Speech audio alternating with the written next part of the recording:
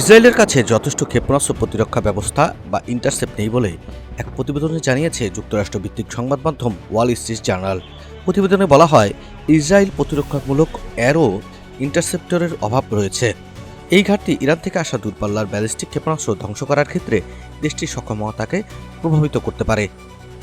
Journal একজন অজ্ঞাত মার্কিন কর্মকর্তার বরাত দিয়ে জানিয়েছে, যুক্তরাষ্ট্র কয়েক মাস ধরেই ইসরায়েলের এই সক্ষমতার সমস্যা সম্পর্কে অবগত। ওয়াশিংটন ইসরায়েলের প্রতিরক্ষা ব্যবস্থাকে শক্তিশালী করার জন্য স্থল, সমুদ্র ও আকাশে বিভিন্ন সিস্টেম ব্যবহার করছে। এটি ইঙ্গিত দেয় যে যুক্তরাষ্ট্র ইসরায়েলের প্রতিরক্ষা দুর্বলতা সম্পর্কে সচেতন ও তা পূরণের চেষ্টা করছে। প্রতিবেদনে আরও বলা হয়েছে, ইসরায়েলি সামরিক বাহিনী গোলাবারুদ সম্পর্কিত বিষয়ে মন্তব্য করতে অস্বীকৃতি জানিয়েছে। উল্লেখ্য, গত বৃহস্পতিবার 12 জুন ভোরে ইসরায়েলি হামলায় ইরানের সশস্ত্র বাহিনীর চিফ অফ স্টাফের chairman major general Mohammad Bagheri ও ইসলামী রেভলিউশনারি গার্ড কর্পসের আইআরজিসির প্রধান কমান্ডার মেজর জেনারেল হোসান সালামি সহ বেশ কয়েকজন স্থানীয় সামরিক কর্মকর্তা নিহত হন। এছাড়া ইসরায়েলি হামলায় ইরানের শীর্ষস্থানীয় 9 জন পরমাণু বিজ্ঞানীও নিহত হয়েছেন।